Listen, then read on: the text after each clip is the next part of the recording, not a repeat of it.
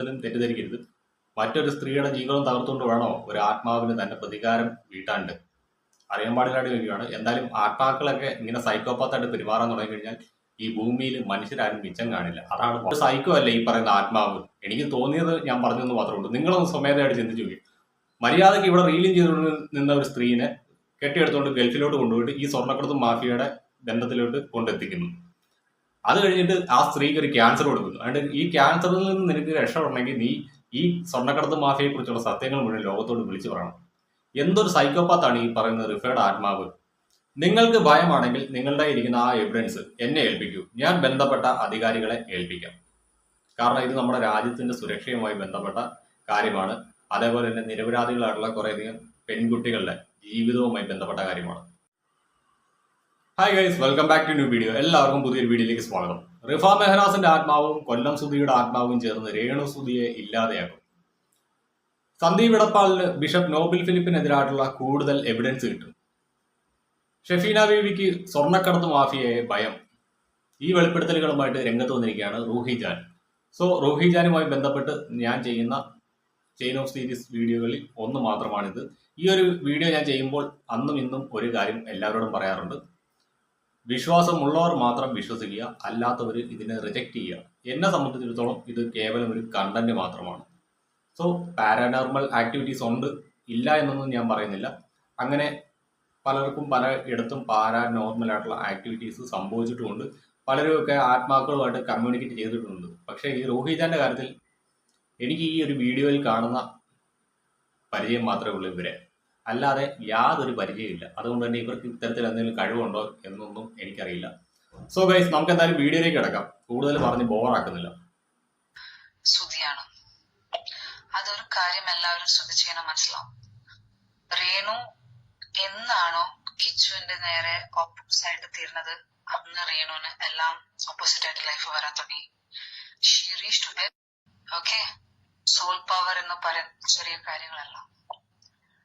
They can give and they can take everything.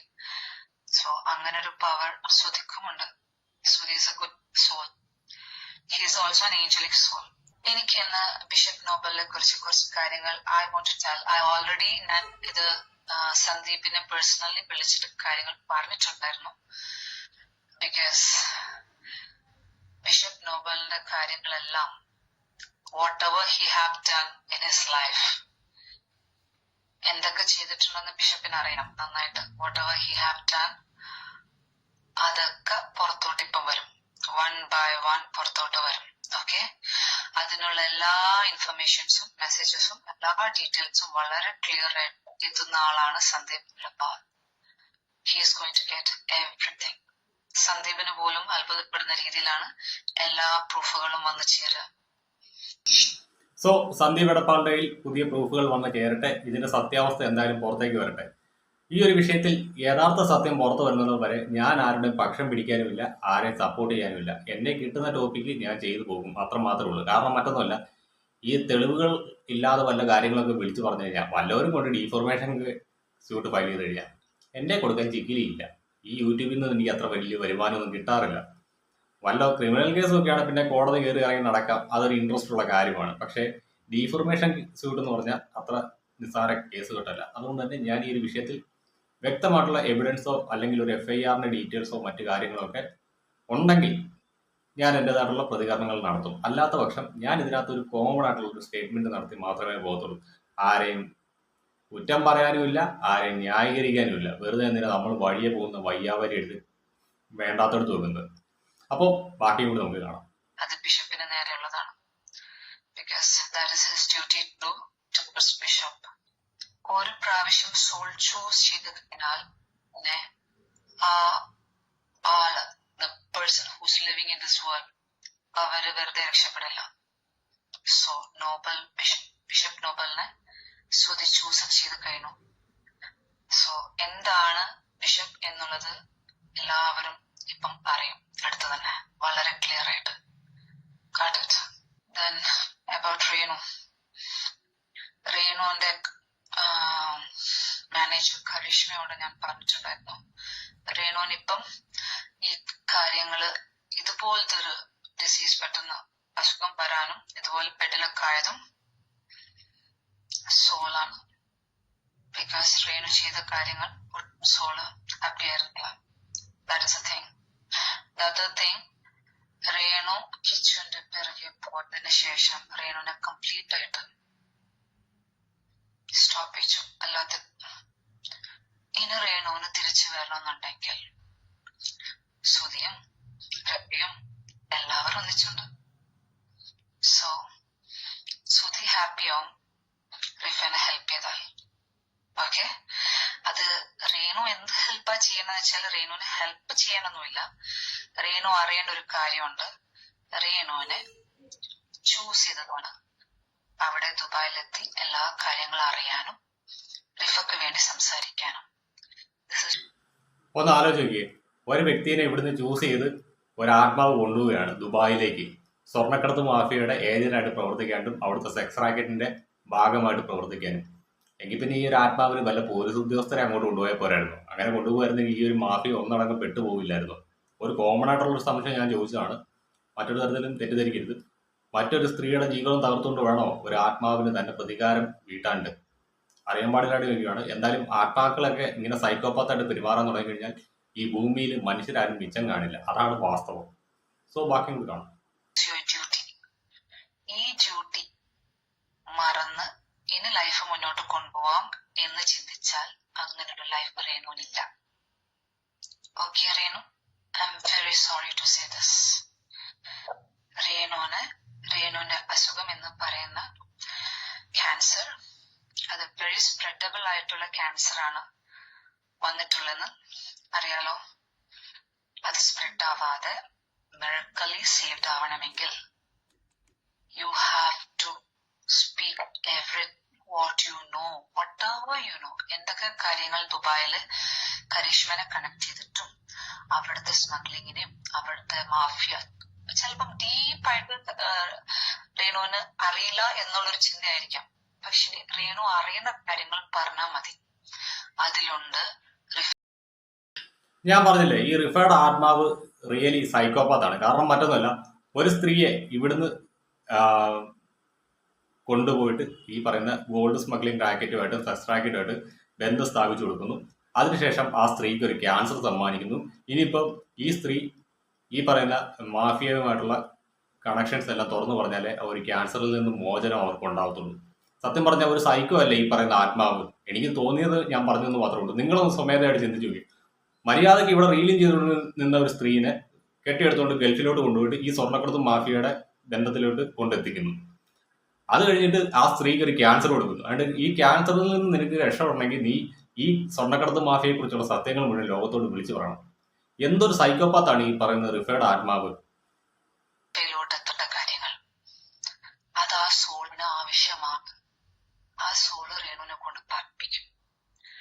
ഇനി റേണു അത് പറയില്ല എന്ന് ഉറപ്പിച്ചിട്ടുണ്ടോ? I'm not going to say ഇത് പറയില്ല, എനിക്ക് കരിഷ്മനെ അവരെയൊന്നും എനിക്ക് ബുദ്ധിമുട്ടിക്കാൻ കഴിയില്ല എന്ന് ചിന്തിച്ചാൽ റേണു നല്ല രീതിയിൽ ബുദ്ധിമുട്ടും. റേണു ഈ ഭൂമി വിട്ടു പോകുന്നതിനുള്ളിൽ നല്ല രീതിയിൽ അനുഭവിച്ചിട്ട് മാത്രമേ പോവുള്ളൂ. എന്തിനാ വെറുതെ അതിന്? എല്ലാവരും ലൈഫ് ഭൂമി വിട്ടു പോകും. റൈറ്റ്? സോ കുറച്ച് സ്മൂത്ത് ആയ രീതിയിൽ ഹാപ്പിയായി എന്തായിട്ടും ലൈഫ് എന്താ പോകേണ്ടത് എന്തായിട്ട് പോകണം ഒരു ദിവസം. I M telling. പക്ഷെ പിന്നെ ബീവിന്റെ അടുത്ത് പറഞ്ഞുള്ള കാര്യങ്ങൾ ഞാൻ I am just coming like this and speaking because എനിക്ക് വിളിച്ചിട്ട് കിട്ടുന്നില്ല ഷെഫീനെ. വൺ തിങ്, ഇവിടെ തൊട്ടാണ് നമ്മുടെ ഷെഫീന ബീബി എന്ന് പറയുന്ന യൂട്യൂബറെ കുറിച്ച് പറഞ്ഞത്. അതായത് ഷെഫീന ബീബി എന്ന് പറയുന്ന യൂട്യൂബർക്ക് ഈ പറയുന്ന സ്വർണ്ണക്കടത്ത് മാഫിയക്കെതിരായിട്ടുള്ള സകല എവിഡൻസും ഈ പറയുന്ന സോള് എത്തിച്ചു കൊടുത്തിട്ടുണ്ട്. പക്ഷേ ഷെഫീന ബീബി അത് ഹൈഡ് ചെയ്ത് വെക്കുന്നു എന്നാണ് റൂഹിജാൻ ആരോപിക്കുന്നത്. എന്തായാലും സോളിനെ ചതച്ചു കഴിഞ്ഞാൽ ഷെഫീന ബീബിയെ സോള് വെറുതെ വിടില്ല എന്നൊക്കെയാണ് ഈ പറയുന്ന റൂഹിജാൻ ഇവിടെ പറയുന്നത്. എന്തായാലും ഷെഫീന ബീബി പറയണം നിങ്ങൾക്ക് ഭയമാണോ എന്നുള്ള കാര്യം. കാരണം നിങ്ങളെക്കുറിച്ച് എല്ലാവരും പറയുന്നത് നിങ്ങൾക്ക് യാതൊരു തരത്തിലും ആരെയും ഭയമില്ല എന്നാണ്. പക്ഷെ നിങ്ങൾ ഭയപ്പെടുന്ന ഒരു വ്യക്തിയാണ്. നിങ്ങൾ ഈ പറയുന്ന സ്വർണ്ണക്കടത്ത് മാഫിയക്കെതിരായിട്ടുള്ള തെളിവുകളെല്ലാം തന്നെ ഹൈഡ് ചെയ്ത് വെച്ചിരിക്കുകയാണെന്നാണ് റൂഹിജാൻ പറയുന്നത്. സോ എന്തായാലും നമുക്ക് അതും കൂടി ഒന്ന് കണ്ടു നോക്കാം. ദ അതർ തിങ്, ഞാൻ ഷെഫീനോട് കുറച്ച് കാര്യങ്ങൾ മുന്നേ പറഞ്ഞിട്ടുണ്ടായിരുന്നു, വളരെ ക്ലിയർ ആയിട്ട് പറഞ്ഞിട്ടുണ്ടായിരുന്നു. ദുബായിലുള്ള സ്മഗ്ലിംഗ് അവരുടെ എല്ലാ ഡീറ്റെയിൽസും ഷെഫീനടുത്ത് അടുത്ത് വന്നിട്ടുണ്ട്. എല്ലാ പ്രൂഫുകളും പറയുന്ന കാര്യങ്ങളൊക്കെ 100% ആക്യുറേറ്റ് ആണ്.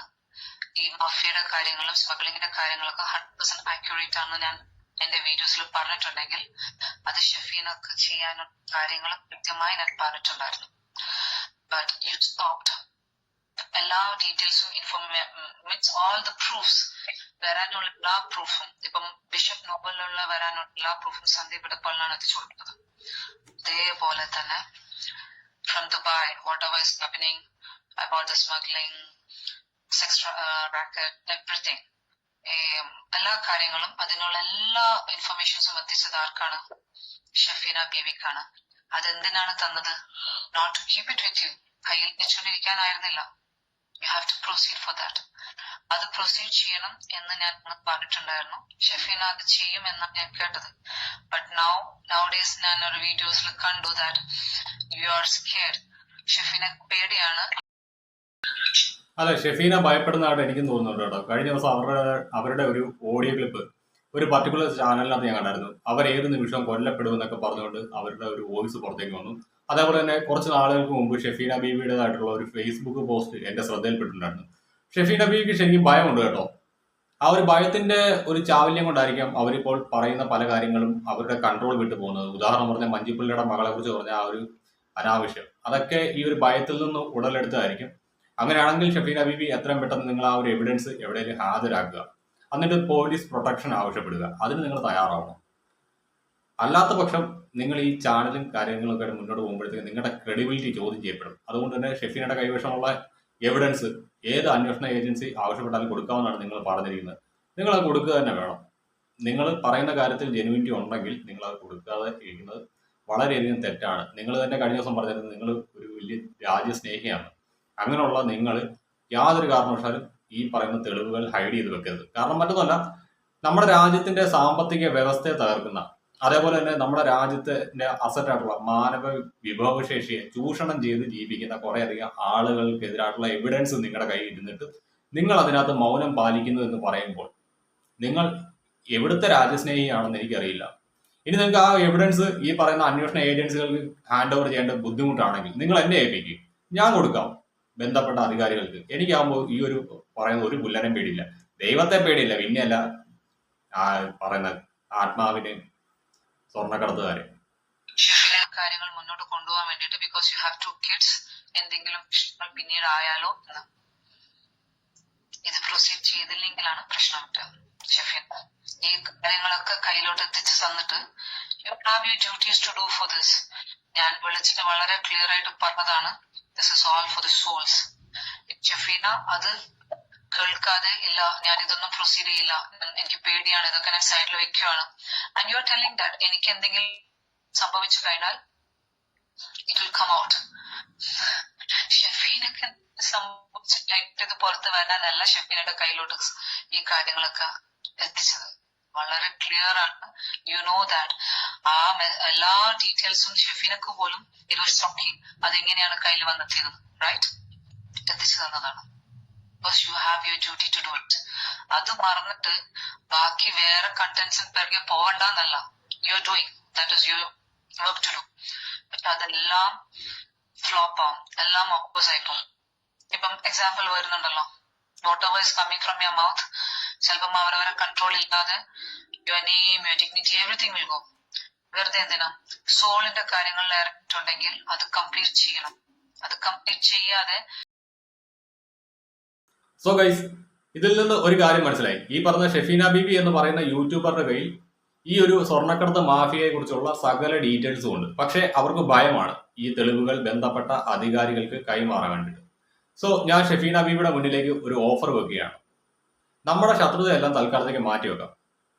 നിങ്ങൾക്ക് ഭയമാണെങ്കിൽ നിങ്ങളുടെ ഇരിക്കുന്ന ആ എവിഡൻസ് എന്നെ ഏൽപ്പിക്കൂ, ഞാൻ ബന്ധപ്പെട്ട അധികാരികളെ ഏൽപ്പിക്കാം. കാരണം ഇത് നമ്മുടെ രാജ്യത്തിന്റെ സുരക്ഷയുമായി ബന്ധപ്പെട്ട കാര്യമാണ്. അതേപോലെ തന്നെ നിരപരാധികളായിട്ടുള്ള കുറേയധികം പെൺകുട്ടികളുടെ ജീവിതവുമായി ബന്ധപ്പെട്ട കാര്യമാണ്. നിങ്ങൾക്ക് സമ്മതമാണെങ്കിൽ നിങ്ങൾക്ക് എന്നെ കോൺടാക്ട് ചെയ്യാം. എൻ്റെ ഓൾറെഡി നമ്പറും കാര്യങ്ങളൊക്കെ എൻ്റെ യൂട്യൂബ് ചാനലിനകത്ത് പബ്ലിഷ് ചെയ്തിട്ടുണ്ട്. കോൺടാക്ട് ചെയ്ത് കഴിഞ്ഞാൽ നിങ്ങൾ ആ ഒരു എവിഡൻസ് എനിക്ക് തരികയാണെങ്കിൽ ബന്ധപ്പെട്ട അധികാരികളെ ഞാൻ ഏൽപ്പിക്കാം. എനിക്ക് ഈ പറയുന്ന ഒരു പെരിച്ചാഴിയും ഭയമില്ല. ഓക്കെ ആണോ? സോ ഗൈസ്, നിങ്ങളുടെ അഭിപ്രായം രേഖപ്പെടുത്തുക. പറ്റുന്നവരൊക്കെ ഒന്ന് ലൈക്ക് ചെയ്യുക, കമൻറ്റ് ചെയ്യുക, ഷെയർ ചെയ്യുക. So by.